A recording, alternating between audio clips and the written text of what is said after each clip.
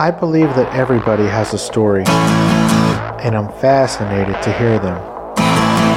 So come with me as we take a walk down Fascination Street.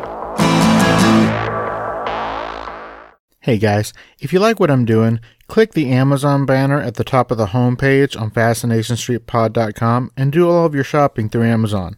Once you click on it and it takes you to Amazon, you can bookmark it or add it to your favorites and you won't have to go to my site each time. It helps me keep the show going, and again, thanks for listening.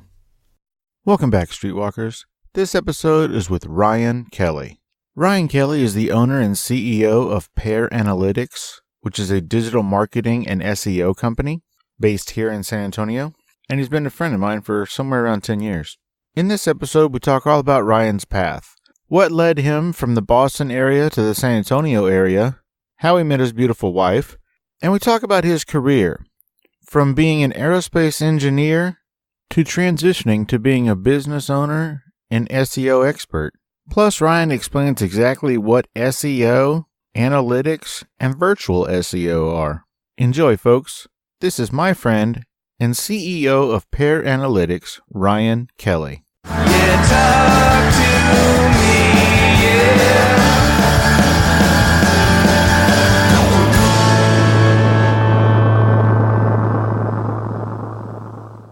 Welcome to Fascination Street Podcast, Ryan Kelly. How you doing? I'm doing good, man.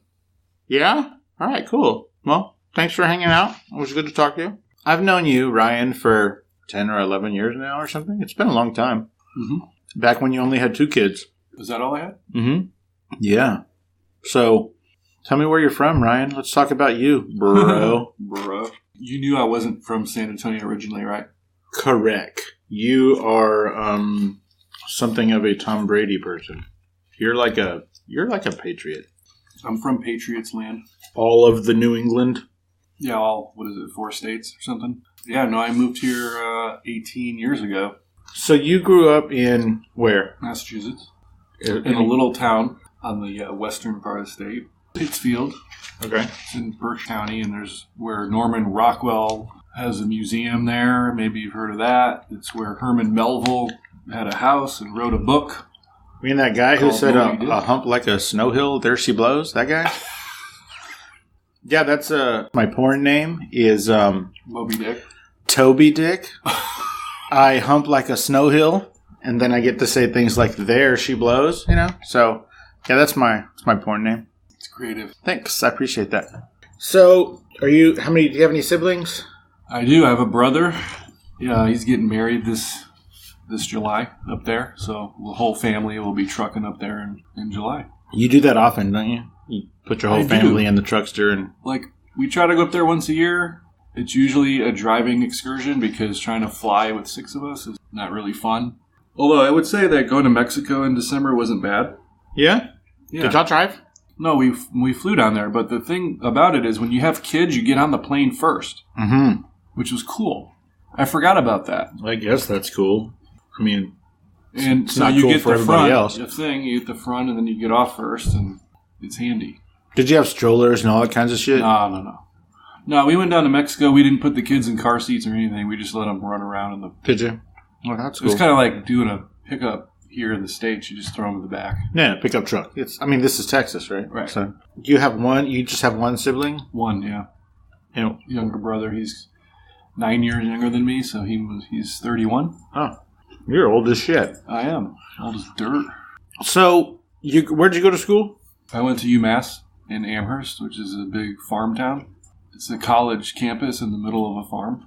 Why did you choose there? In-state tuition cheaper or something? Partly because I thought I was going to go somewhere else, and then my parents were like, well, maybe you should apply to UMass, because that's like where everyone... It's kind of like going to A&M or something here. Like okay. It's your backup school, right? And so I had been accepted to some other schools, but the cost, like you said, just through the roof. And turns out I didn't want to go that far away from home at the time. So being an hour and a half away was good enough. And cost was, I think the tuition was like maybe $9,000 a year. Oh, wow. Something like that. Wow, now it's like 90. And they were one awesome. of the best engineering schools. Is that what you wanted to be as an engineer? Yeah. Yeah? That's what I went to school for. So you have a degree in engineering? I do. What kind? Mechanical. And what did you plan on doing with that degree? What was the goal? Well, at the time I was working kind of in and around companies that produced big equipment for paper mills. Paper mills? Yeah, like recycling equipment. That was kind of where I was kind of going and worked in that for a while, but all of that sort of moved overseas, and so kind of got out of it. So I went to work in aerospace. Aerospace? Yeah. Wow, so you went from one dead industry to one dying industry. Well, it's not that bad because I worked on the military side, so military fighter jets and stuff like that. So you didn't work for NASA or anything? No. What did you do? I wasn't that smart. Can you even talk about what you did with fighter jets? Oh, sweet. No, I just worked on the jet engines, so I worked for... Like as a mechanic? No, like a design engineer. The way I tell people, because I worked for Pratt & Whitney. Okay. Well, after college, I lived in Boston for a while. Chris Pratt and Whitney Cummings. I lived in Boston for a while, which was great. Loved that city. And then I moved to Connecticut and started working for these guys. How long did you live in Connecticut? And which part? Oh, gosh, maybe 2-3 years. It's called Rocky Hill. It's like south of Hartford a little bit. Okay. Which, Connecticut's like one of the most boring states if you're a young adult. It's not like a cool place to hang out.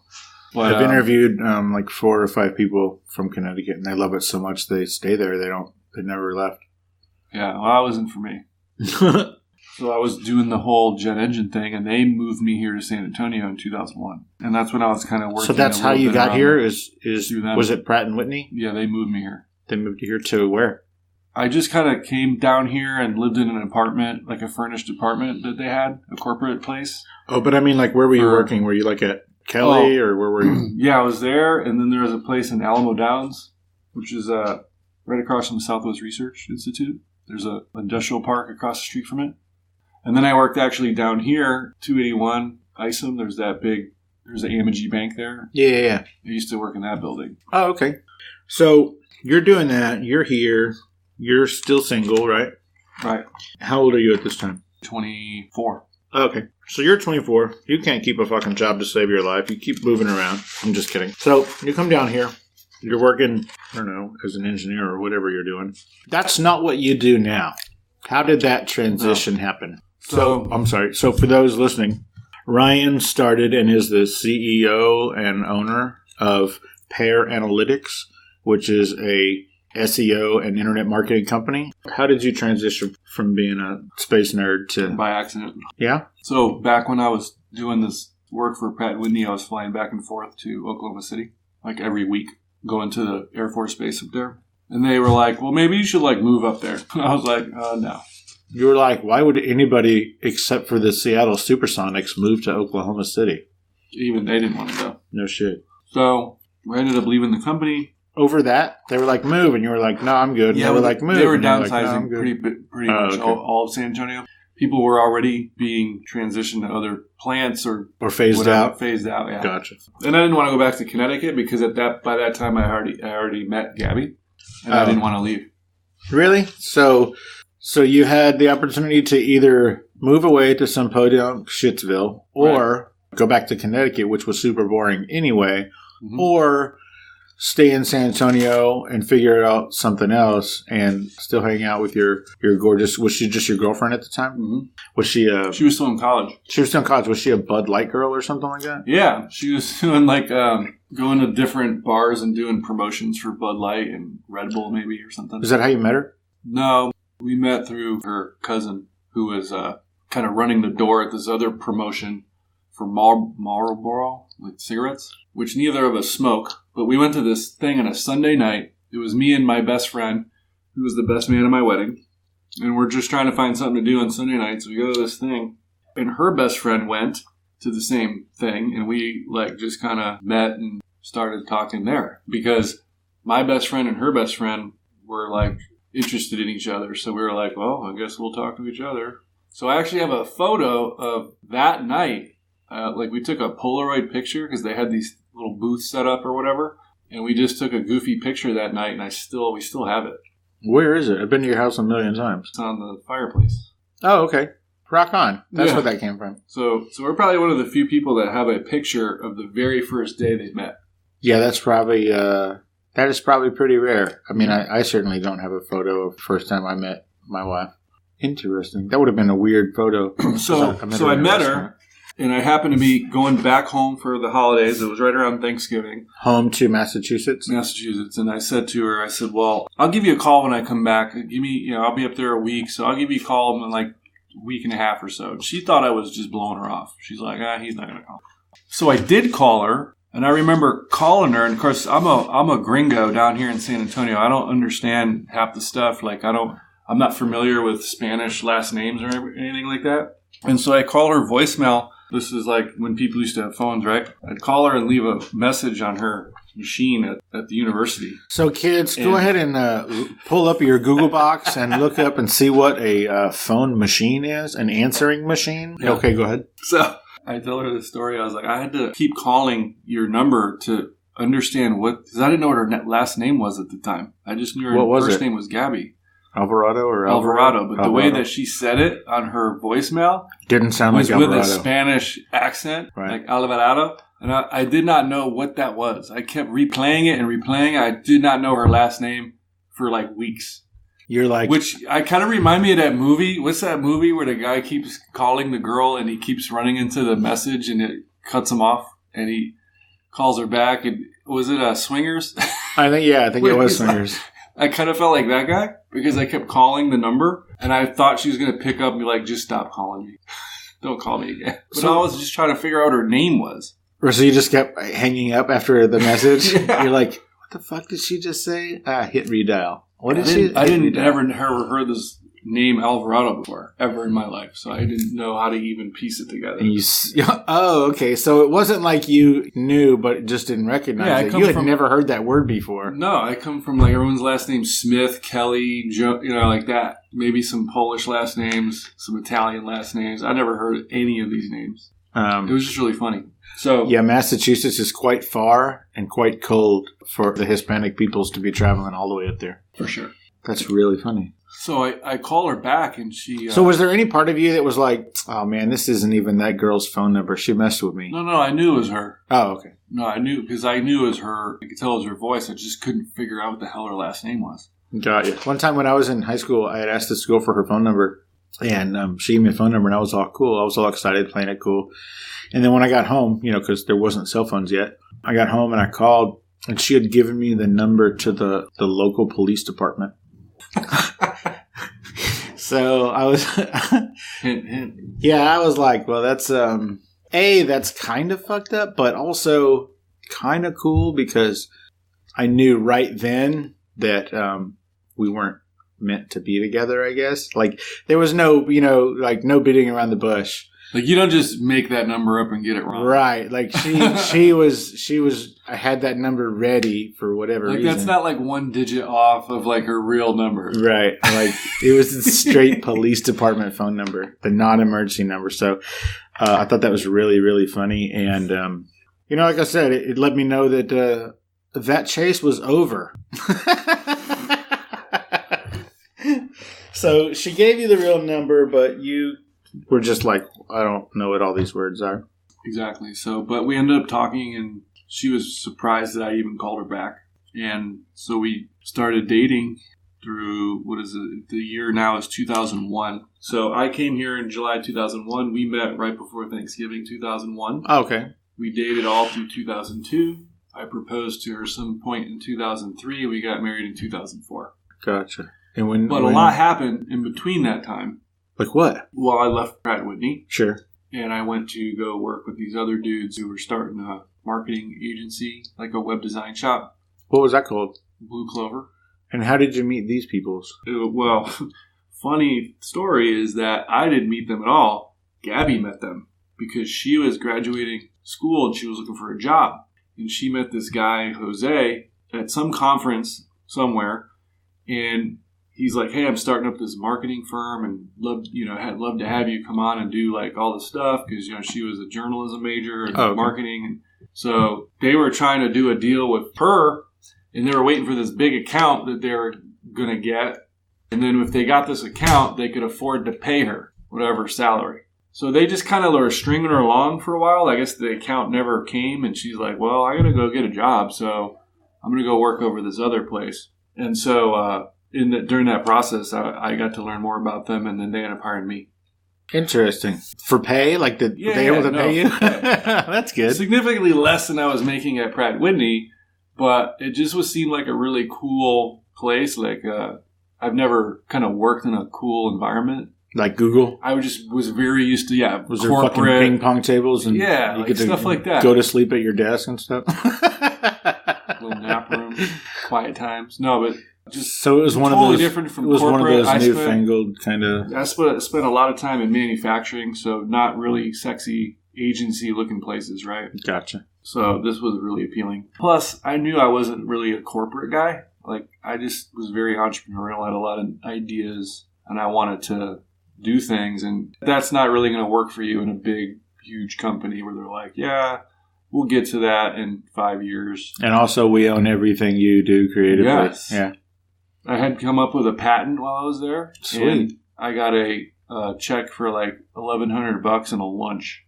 Oh, that's awesome. For something that probably made him millions of bucks, right? So, so I was like, well, I'll just try this other thing. And it was a complete 180 from everything I was doing, was to go into this marketing firm. And so I came in there as a guy who was like running the operations, because I was the one that knew how to use spreadsheets. Like, they knew how to use like graphic design tools and web stuff, but they didn't know how to run a business. They didn't know how to operate and manage, look at numbers. So that was kind of my role. Nerd. Mm-hmm. Cool. So they were like, hey, we're a cool, hip place to work, and we need a nerd. We need someone to tell us, don't spend money on that. Gotcha.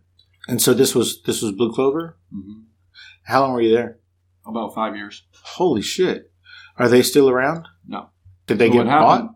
No, what happened was we kind of really built this company up. We were the, hot agency in town. We were doing everybody's website. Like, you go around town today, you still see some of our work, like Perico's. We did that logo. We did that website. We did their menus. There's still businesses around town where you go by and you're like, we did that logo back then. So we kind of built up the company in the first 3 years really quickly, but then we started buying a lot of stuff and spending a lot of money. What do you mean buying a lot of stuff? Well, we bought a new office space for about $1 million. Bought? Yeah, we bought a building. Oh, shit. Renovated it. Put, more expensive people on staff. Opened another office in Atlanta on Peachtree Avenue. Spent a bunch of money renovating that place. And so all of that was right in about 2007. And then the whole thing came in 2008. The whole market crash? We were heavily invested in real estate marketing. In the banking shit? Oh, really? So we were the agency nationwide that companies would hire if they were going to build a high-rise condominium. And they're like, hey, we need a name, we need a website, we need PR, we need all this stuff. Like, we would give them a whole package for all of that. So we were kind of like the go-to company for any kind of real estate marketing. But when all that shit came to an end, those guys weren't paying their bills. We're already highly leveraged, and everything just started to fall apart. So by 2008, I left. Wow. And I was a partner in that business. I put money into it. I was a shareholder. Did you lose? I lost all of it. You lost everything.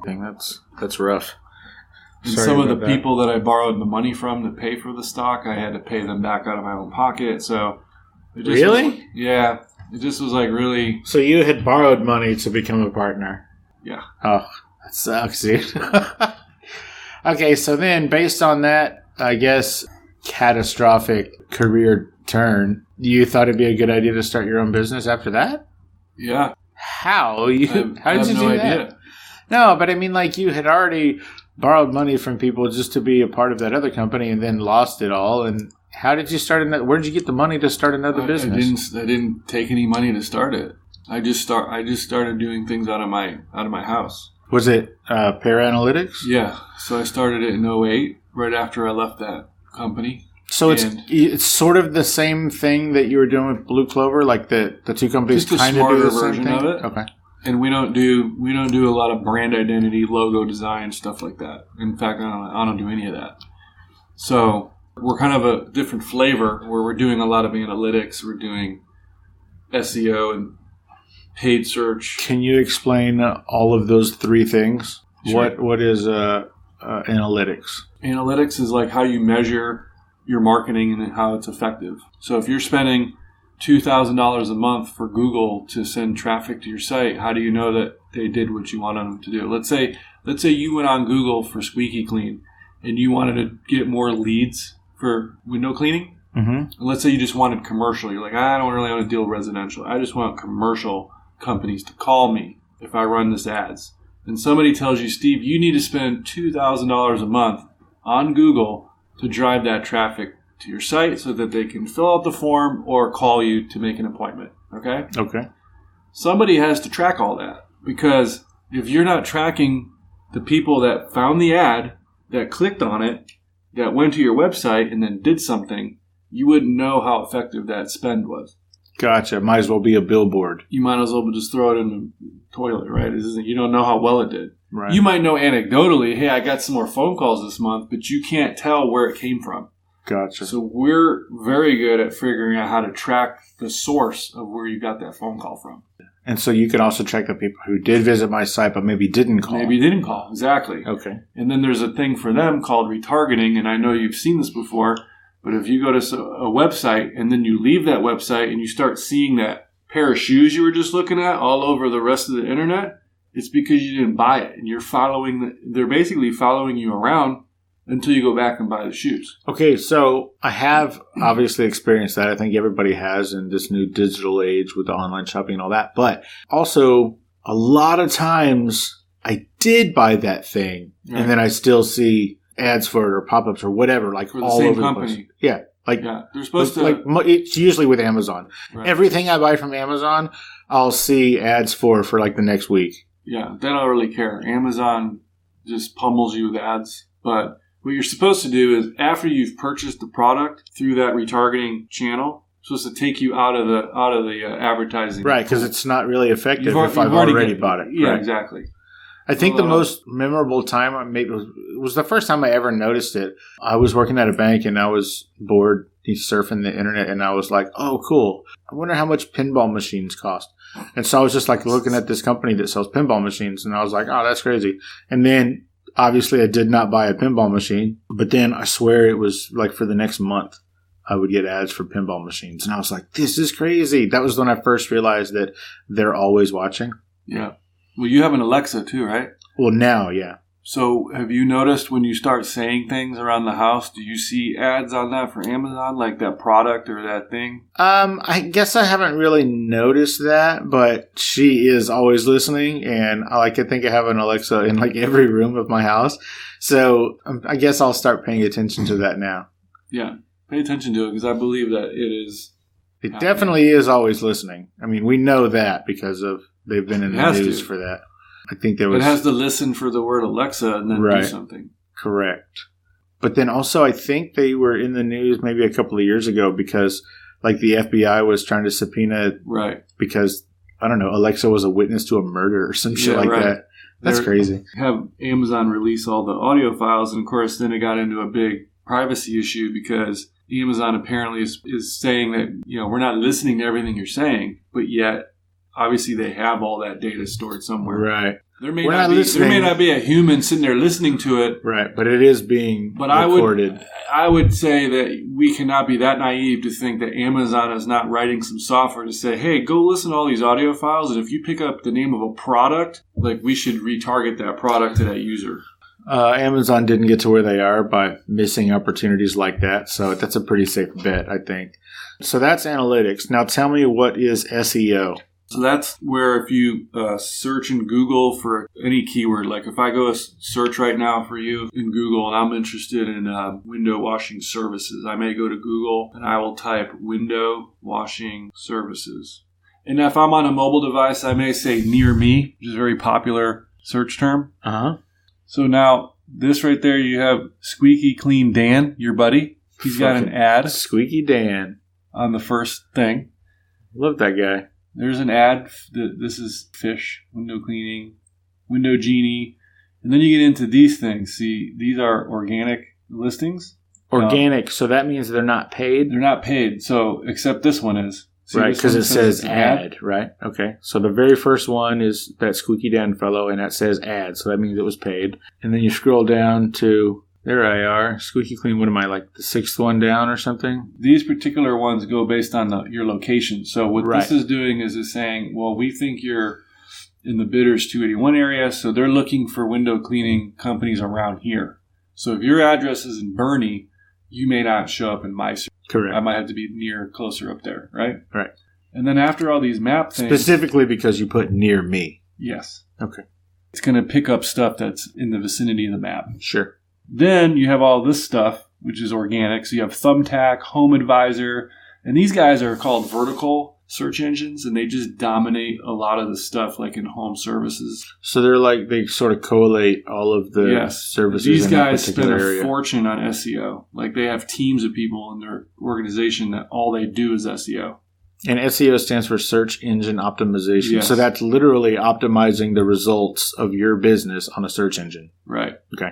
So if I click on this Home Advisor link, okay, they're probably going to take me to a page that's about San Antonio, Texas. So they've created thousands of these pages for every city in the country that they service, which is almost, I can't think of one they don't, right? So that's SEO. It's like they're creating content and pages like hyper local to where you are so that this comes up in a search and they're like at the top of the list, which makes it harder for you because now if you only have 10 slots on that page of Google, and really, nobody goes to page 2, right? Do you find yourself going, Right. click? Not really. Not unless I'm looking for a very specific thing. But if I'm just willy-nilly looking for a product or a service, no, Yeah. nobody goes to page 2. Because you could see the results really degrade pretty quickly as you keep paginating. Right. It's less and It less gets less and less of relevant. what you're looking for. Yeah. So you're like, pretty much stick to page 1. But now, if the page 1 results, the top like 5 or 6 of them are Thumbtack, Home Advisor, Angie's List,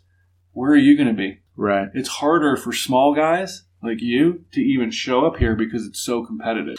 Now, when you say small guys, you're not saying that because you're 7 feet tall. It's because I'm a small business. Both. And those companies, those, like you said, Home Advisor, Angie's List, the people that they are using to tell you about, like the people that, like if you were to click on that and they would say, oh, well, these are, 10 of our best window washers in your area or whatever, that is a paid service also. It is. You Yeah, can because pay to be listed there. fools call all the time wanting, me or Would it be whoever that to thing? Yeah. pay them to be on their list. So that is insane. All right. And what was the other thing? Paid search.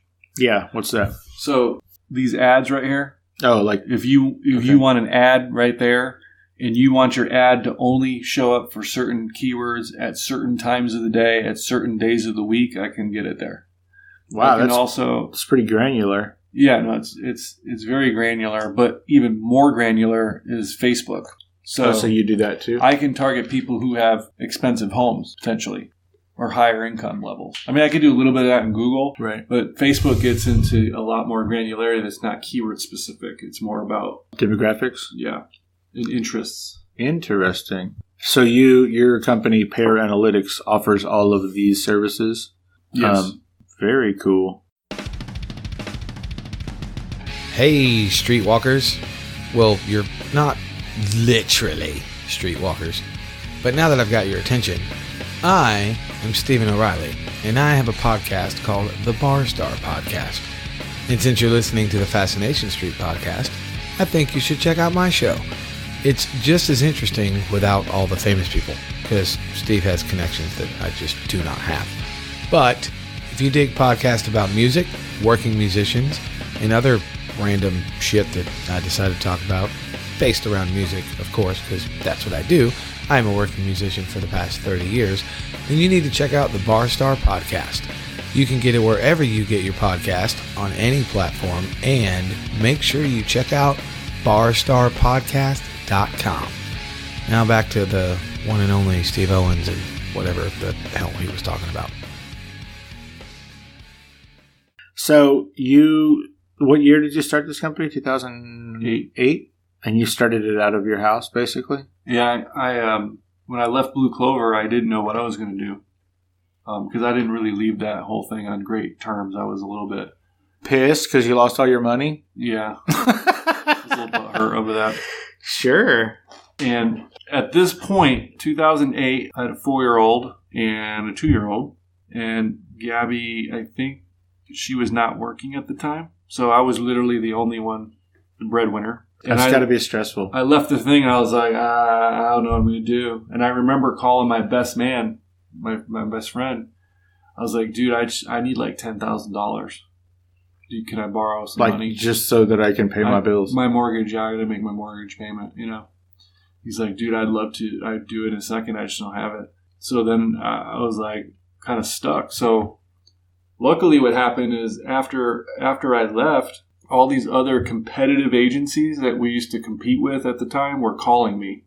Oh, really? And they were like, well, what are you doing? And what are you doing now? Can you help us? And all this stuff. So I started doing work for other agencies. Like just as a... as a consultant. As a consultant, like a 1099 employee or whatever. Okay. So that helped me for a while because... It did help you, but still no benefits, right? You didn't have medical insurance for your family? I didn't have medical insurance for almost 5 years. Oh, wow. So we were literally rolling the dice for 5 years. Sure. So this friend of yours couldn't give you the 10 grand or whatever, but all these other companies started saying, hey, well, we could use a consultant. And so that's kind of how you started making money.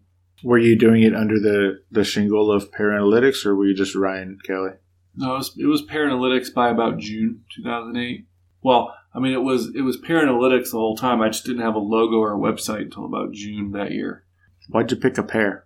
I didn't pick it, funny enough. Well, I didn't pick it.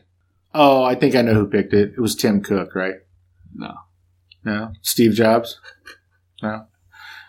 Who picked it? No, I had a friend at the time who was like a creative guy, like a brand guy, and I told him, I said, "Hey, can you help me come up with some identity for this new company I'm starting?" I'm like, I have no idea what it should be called. I have no idea what the logo should look like, but this is what I'm doing. So this person was like, "Well, how about a pear?" Yeah, I was.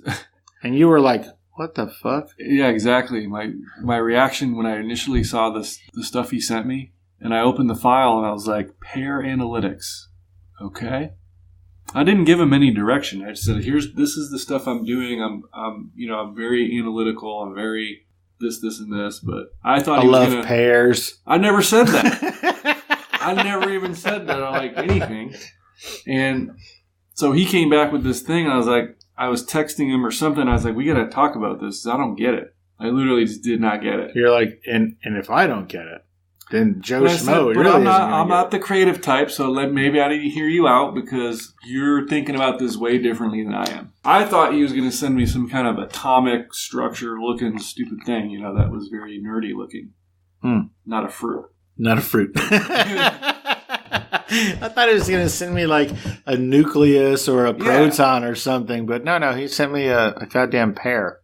So the logo, if you could envision this, because we've had 4 or 5 iterations now, but the logo was literally a pear, a green one, a green pear, but there was a line right down the middle of it, and one half of the pear was clear in focus, and you could see it was a pear. It looked like almost like a photo of a pear. Okay, and then the other side was completely grayed out, and it was not in focus, and it was like, well, what is that? It was the other half of the pear, but you couldn't really make out what it was. Gotcha. So I said, well, what does all this mean? So he goes, well, I picked the pear because it was, all your SEO knowledge. It's organic. So organic search, organic fruit. And then I hate organic produce, so I'm just not saying anything. Go ahead. But it's organic. You're right. Right? It grows out of the ground. Sure. It's fresh. It's crisp. It kind of represents your take on all this stuff. Because one of the problems that I had was when I was consulting all these agencies and I was doing all the analytics and trying to measure performance and marketing, guess what happened? I started to uncover that a lot of their performance wasn't very good. So how long do you think they're going to keep a guy around that's starting to uncover all of the stuff that probably isn't working very well? Well, because they're selling stuff to their clients that really they probably shouldn't be. Oh, okay. So you weren't like, hey, this really isn't working for your brand. You were like, your products really aren't working for the people you're selling them to. Yes. Yeah, I can't imagine they would keep your uncovering ass around for very long. Or they would hire me for 3 months, try to learn everything I knew, and then try to do it in-house. Gotcha. So that was very common. So I knew that working in that capacity wasn't going to last very long. Right. So I needed something different. And that's when I started building tools and software to automate things. And that's when I got some investors involved. You can make software? Yeah. You're neat. You can make tools? I can make a lot of things. You're neat. Not me personally. I had to get other people who know how to write code. I'm like an architect. I tell them what I want. That's when I met you, is when you had some of those code writers working for you, right? Some of the ones that I've met and I know. Yeah, Vid was my lead engineer. And then we had like 3 or 4 engineers under him. So he was technically the CTO. We were building SEO automation software. So the whole point of it, like I used to get people all the time that would say, hey, can you analyze my website and tell me what's wrong with it?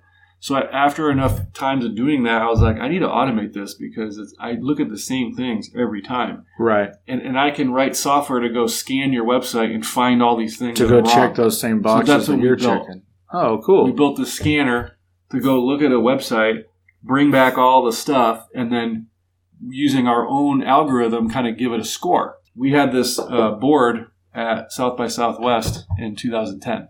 To kind of explain to people what your company does. You would take your phone, you would enter your website, okay, hit enter, and the little yodeler guy would go up the mountain.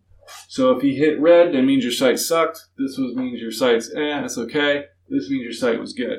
Now, were you like, like whenever you take your brakes in for a free brake inspection, they never say, oh, everything's fine. Were you that kind of guy where you're like, did anybody ever make it into the green, or were you? Yeah. Oh, good. For sure. Sure. Cool. There's some, like, what was funny is that when we were at South by Southwest, we had a leaderboard, and the leaderboard was basically a list of all the top performing websites. And over the course of the day, I guess people thought it'd be funny to run porn sites through the analyzer. And those were all on the top-rated leaderboard, right? websites. That's hilarious. They do a phenomenal job of SEO. They do seem to spearhead innovation and tech. Because I think like back when there was, so a long time ago, kids, there was these things called videotapes. And they had 2 different versions come out basically at the same time. One was beta and one was VHS. And as it so happened, the porn industry chose VHS. And then that kind of leaned all of the market toward VHS, and then beta went away. And then a bunch of years later, there was 2 different kinds of Blu-ray technology. There was Blu-ray and HD video. And the porn industry got behind Blu-ray, and HD is gone. So, I mean, it kind of makes sense that they would have some of the best performing websites because they're all fucking super smart and they know where their bread is buttered.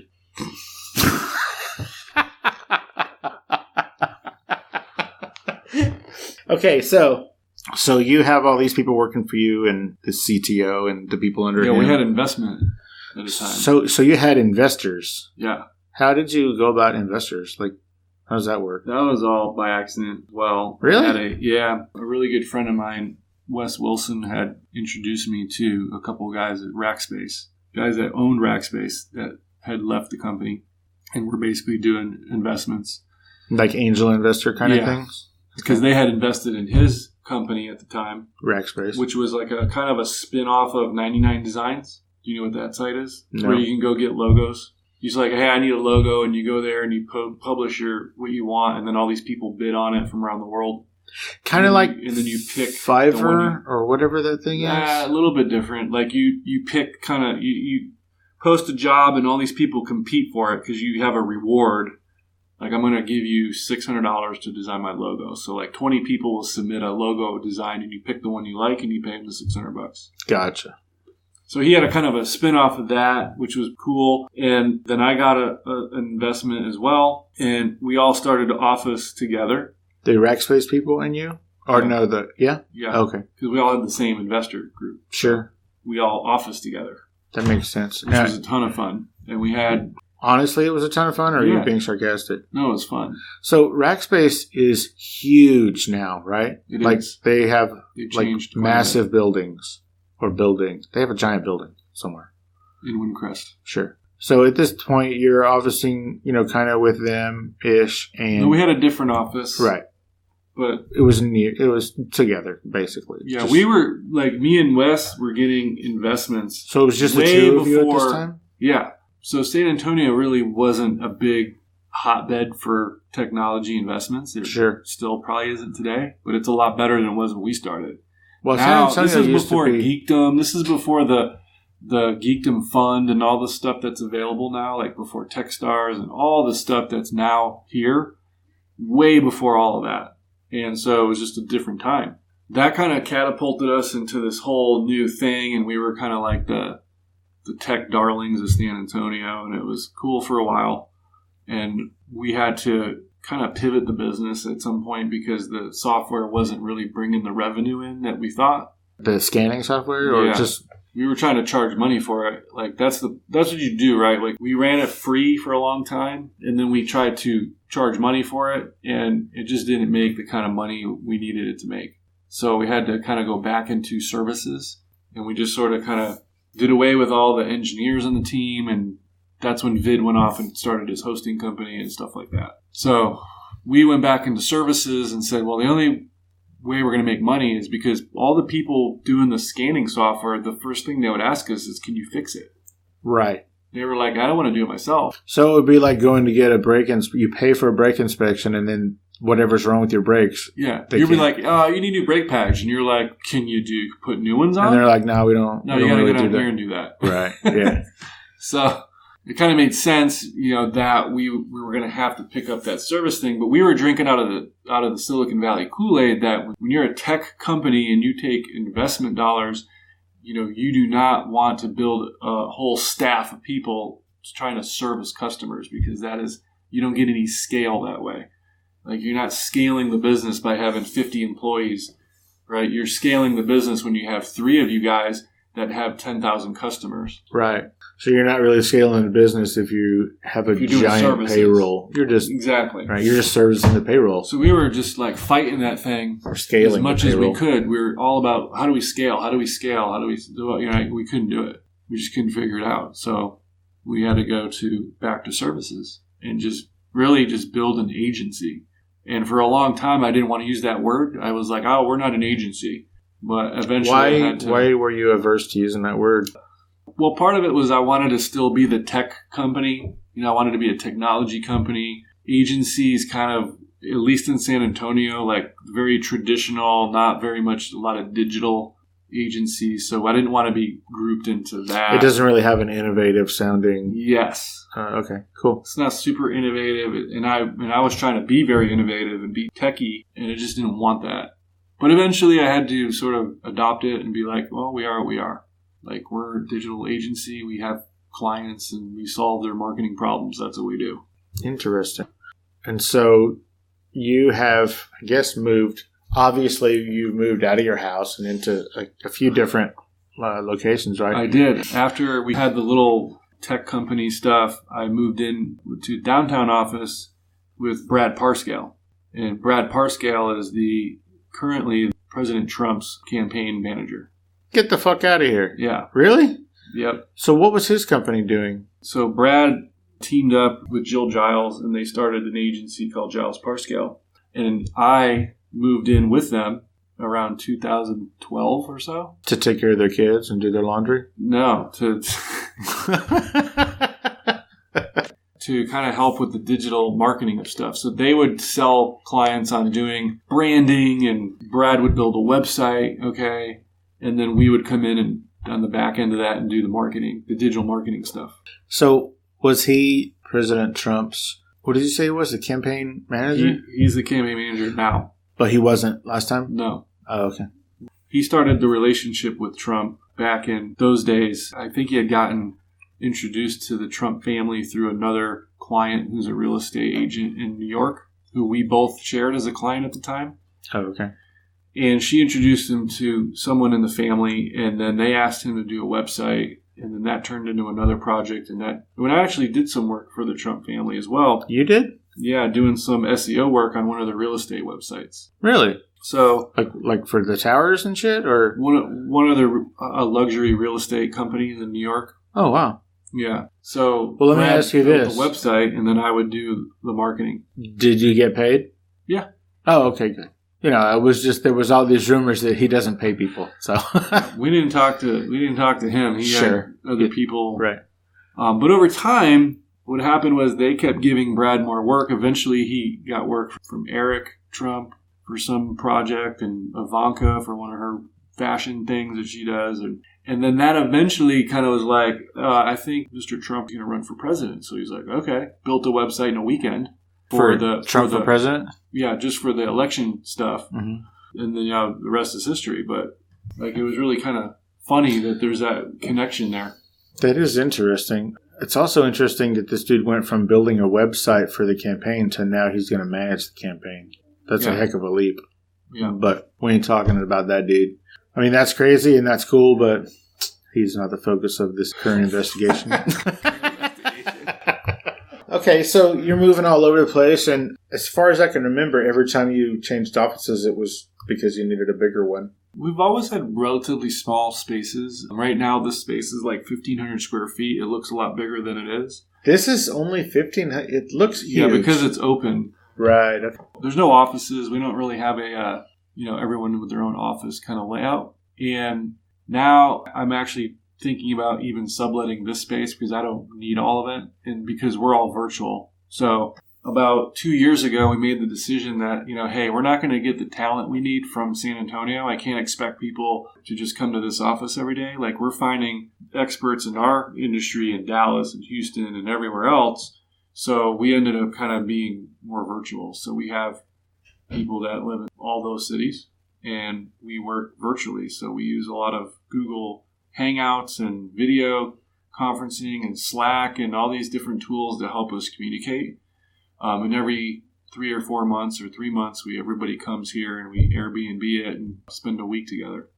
Airbnb? What do you mean? I just have everybody come from out of town and stay at a place. Oh, wow. That's nice. So at some point you're thinking about kind of... I probably won't have an office. Interesting. Because, in the digital age, doing digital shit, you kind of don't need one. Yeah, and I want to be able to have talent from anywhere, at least in Texas. I've had employees from other states. It's just a huge pain. I'm too small to be dealing with the paperwork that goes with that. You have to have workers' comp. You have to have all this nonsense with, I had a guy in New York State once. I had people in Michigan and Ohio. Those are the worst states when it comes to, workers' comp, and you have to file all this paperwork. It's ridiculous. And I'm like, we're too small for that. Texas is easy. We're just going to stick with hiring people in Texas. There's 30 million of us. I'm sure I can find somebody. All right. There's a lot of talent in Texas. Sure. On a smaller scale, that's why I don't have any employees. I don't want to deal with all of that other shit. Even though Texas is easy, I still don't want to mess with all of that other shit. I just want to run my business and mind my own That's business. why there's a huge gap between small business and then getting to the next level. There's this huge chasm you have to cross because in order to cross it, you have to have all this overhead. Right. To deal with all the nonsense. Right? It's insane. Yeah. You have to have HR and have to have an operating manager and all the, it's I just want to do my work. At a certain point, you got to hire a team of lawyers because everybody's suing everybody all the time. Yeah, you have to have accountants and you have to have, it's right. just, you got to have people. Lot. Yeah.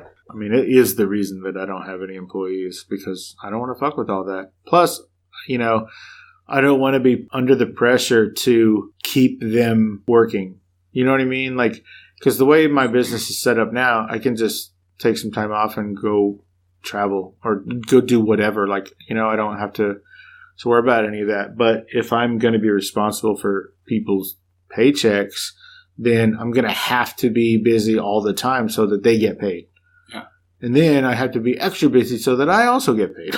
I remember one time I was on vacation in Cape Cod with the family. Cape Cod, that's in Massachusetts? Yeah. Do you know those chips, at the store? It's called Cape Cod chips, and there's a picture of the lighthouse on it. Yeah. We were at that lighthouse. Oh, cool. And I was trying to make payroll at that moment. So we're sitting there for a photo op, and I'm trying to take a picture of us against the lighthouse. Uh-huh. And someone's pinging me, hey, we need to run payroll. And at the time, I was the only one that could do it. Oh. So luckily, I had the payroll app on my phone. Jesus. So I was like, da-da-da. But the cell phone signal at that lighthouse, terrible. Of course. Couldn't even get the thing to work. It was I could do it if I could just get the internet, or whatever signal. So, yeah, at some point you're kind of balancing, if I'm going to do my own thing, I don't have to worry about anything. But then I remember I couldn't really take vacations and just do that. And so sometimes if you have a team that can back you up, it's useful. Right. So what are your goals for Pear Analytics going forward? What do you see the future for this company? There's a couple of different visions on that. The one that I thought I wanted to do was I thought we would buy a building, and have like a really cool You didn't learn agency. your lesson from Blue Clover? I did. That's why my visions might be a little off. But Gotcha. I thought it'd be cool just to have an old house kind of thing where you renovate it into an office space, and then upstairs were like rooms and people could stay there if they wanted to come into town. I thought that would be cool. No, but like really just to grow this business to be one of the top digital agencies in the state. So where people know who we are and call us when they have a big problem they can't solve. They've tried other agencies, they couldn't solve it, they come here. You kind of want to be the closer, the fixer. How likely do you think that is to happen? Well, it's obviously a big market. Sure. There's a lot of agencies. There's a lot of competition. There's a lot of great agencies here. There's some really good ones in Dallas. I foresee us having some presence in Dallas. Like Frisco is like one of the top growing cities in the country. And there's a lot of technology up there. It's where the Cowboys practice facility is. And there's a lot of, I think Toyota has a thing there, and there's a bunch of activity in that area. So a lot of business. And so I think we're going to start with trying to see if we can get a salesperson up there, try to work that whole market. We're pretty well known in San Antonio, but not really over there. So next step is to kind of Yeah. conquer other Other markets. lands inside Texas. Cool. Well, tell everybody where they can find you personally on social media and how to reach out to your business on social media. Okay. I started a Instagram account, believe it or not. For you or for Pear me. Analytics? Okay, for you. Ryan Kelly San Antonio. I know it's really original, but that's what they gave me.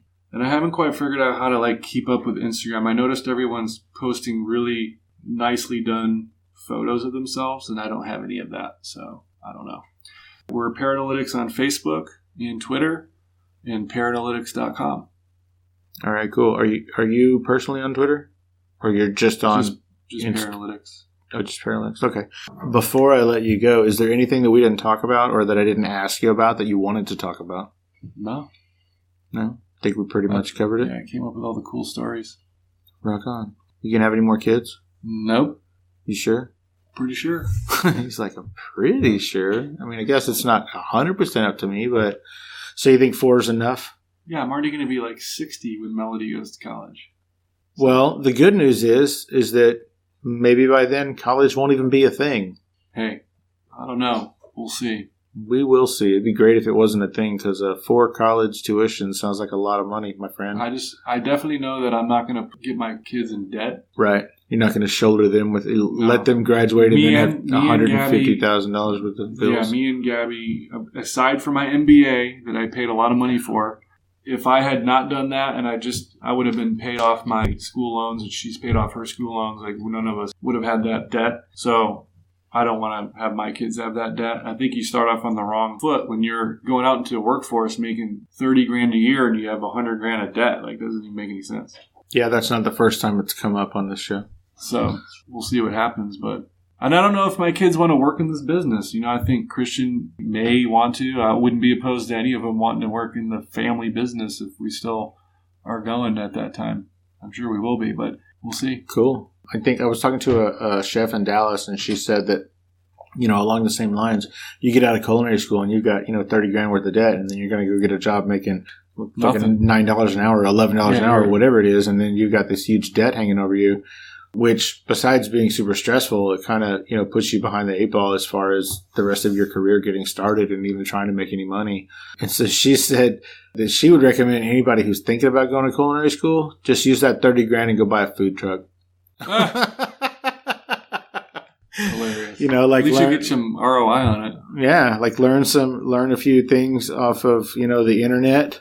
Maybe take a class or something somewhere, but don't spend $30,000 on school if you can just go buy a food truck and, kind of make money and learn at the same time. And with a food truck, it's not like you need to learn everything. You just need to learn a couple of things. Like the food that I brought today from that food truck, he wasn't making pizza. He had, 9 different things he was offering, and I guess he does them very well, and now he has a business. I mean, I don't know if he went to school and has debt, but for what he's doing, I don't think he really needed to.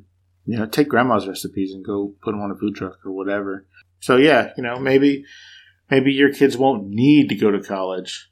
Maybe they'll, whatever their interest is, they can just either spend college money doing that or not. But hopefully the college system will change because it's insane right now. That's the only thing that's going up in price. Like the last 30 years, college tuition has gone up more than anything else. Yeah, it's Percentage-wise. hundreds of percentages. Yeah, thousands. Yeah, it's crazy, yeah. And I don't know, like they just keep building more and more buildings. And I teach at Trinity, so I'm not opposed to college education. But Trinity's not cheap. It's like $50,000 a year. Yeah, and that's a private one, right? Yeah. So you teach at Trinity? Yeah, I teach a digital marketing class. How often? Once a semester.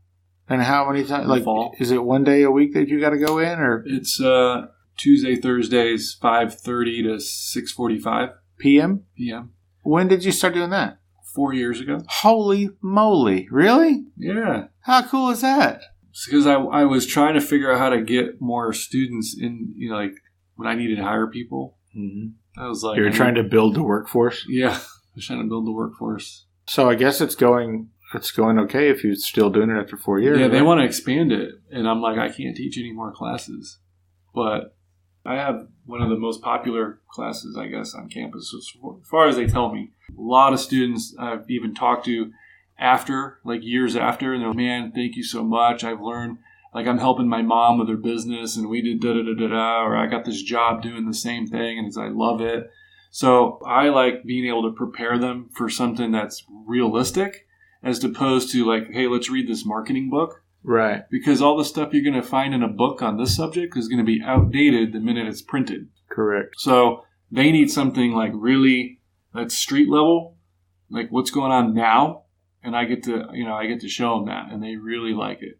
So I think I have like a 4.9 thing on Rate My Professor. It's pretty cool. Out of 25. 5. Oh, that's good.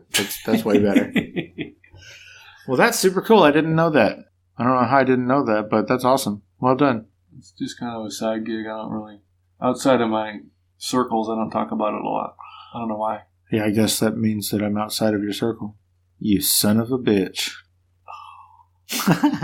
Ryan Kelly, thank you so much for taking the time to hang out with us and let us get to know you a little bit better. I would encourage everybody to go check out pearanalytics.com and see what they can do for you.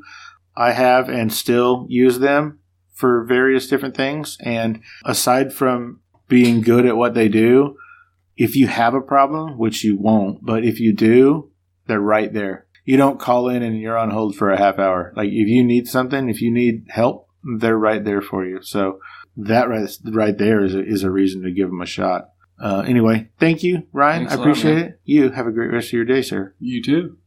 Hey guys, this is Steve Owens from Fascination Street Podcast here with a very important message. I'm awesome. I bet you thought I was going to say something else, but nope. What's important here is that I am awesome. I started this show because I truly believe that everybody has a story, and I'm fascinated to hear those stories. In the short time I've been doing this show, I've interviewed actors, directors, writers, inventors, podcasters, musicians, pro athletes, Olympic athletes, actual war heroes, even a Bond girl and a luthier, whatever the hell that is, and of course, regular people. From people who wanted to be stars but never gave it a real try, to big company CEOs and people who got to meet their favorite president. I love getting to meet and speak with people who have a story to tell. I feel like everyone does, and it's my job to get them to tell it. You never know who my next guest will be. An Academy Award-winning actor, a platinum-selling musician, or your own mother-in-law. But one thing is for certain, you will be fascinated by their story. So come take a walk with me down Fascination Street. You can find Fascination Street Podcast on Apple Podcasts, Google Play, Spotify, iHeartRadio, and of course, FascinationStreetPod.com. Opening music is the song Magnolia from the 2014 album Intransigence, used with permission from Douglas Miles Clark. Closing music is Apollo from the 2001 album Into the Known by the band Sapphire. Thanks for hanging out with us and getting to know a little bit about our guest. We'll see you next time Fascination Street.